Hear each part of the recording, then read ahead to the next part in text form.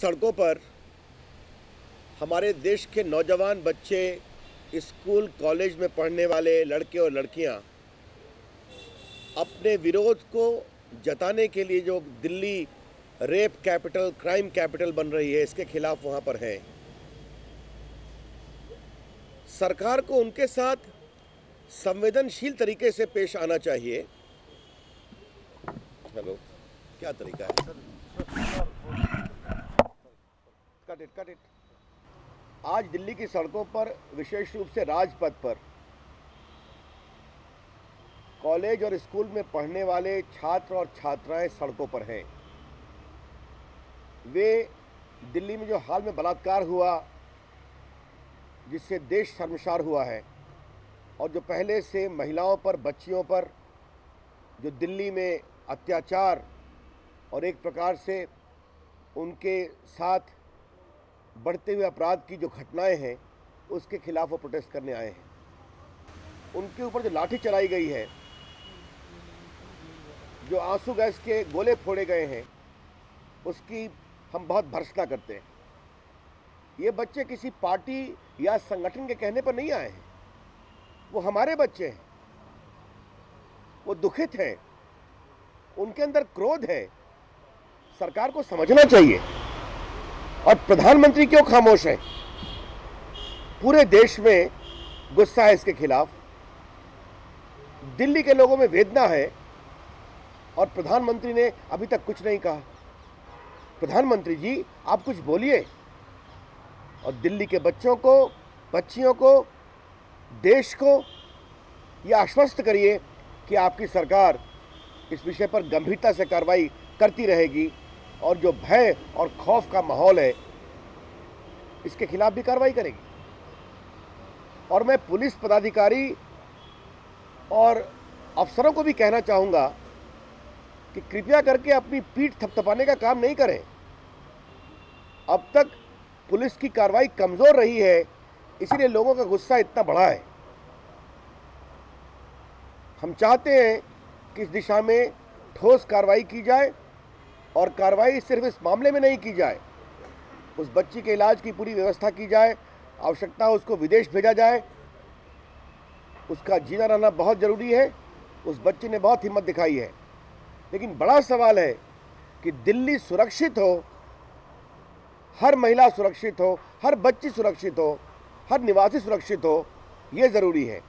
और दिल्ली में जो अपराध का हाल रहा है, ये भारत सरकार, ये भारत की राजधानी है, और दिल्ली की पुलिस भारत सरकार के अपने नियंत्रण में आती है, तो इस पर कार्रवाई की जाएगी, और बच्चों के साथ इस तरह का व्यवहार नहीं किया जाए, ये हमारी अपेक्षा होगी।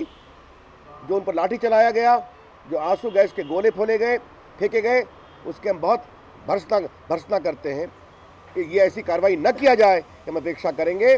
और प्रधानमंत्री जी और सोनिया जी, आप तुरंत इन बच्चों को आश्वस्त करिए, देश को आश्वस्त करिए, और इन बच्चों के साथ संवेदनशीलता के साथ पेश आइए।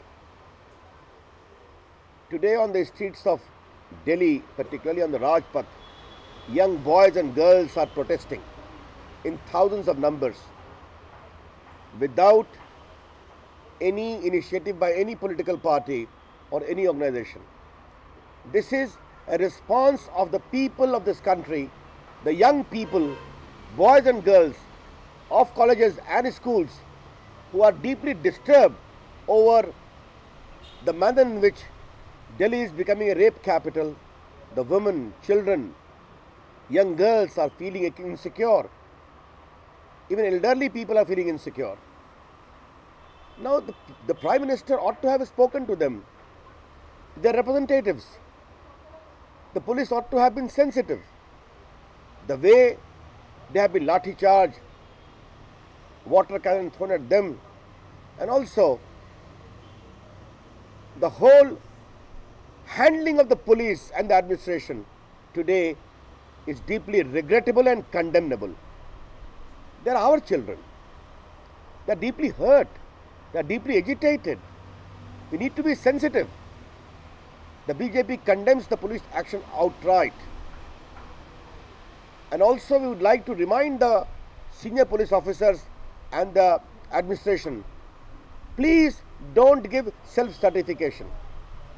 This gives a message of anger and arrogance both. Don't do it. Please respond in a sensitive manner to the deep sense of pain, agony and concern of the people of the country and the young people today. And Dr. Manmohan Singh ji, Shrimati Sonia Gandhi ji, we would like to appeal to you. Please don't maintain silence today. Delhi wants assurance. Young boys and girls want assurance. The people of the country want assurance that they will be given security and safety. एक विषय और था आज 2G मामले में NDA सरकार के विषय को लेकर एक चार्जशीट फाइल की गई है। कानून के अनुसार इसको बताया जाएगा कि ये पूरा मामला मोटिवेटेड है और इसमें कोई दम नहीं, लेकिन यूपीए सरकार जब जब अपने भ्रष्टाचार में फंसती है तो भाजपा और विरोधियों के ऊपर वार करने की कोशिश करती है और ये चार्जशीट उसी का परिणाम है। जब हमने कॉमनवेल्थ उठाया था तब भी यही किया गया था।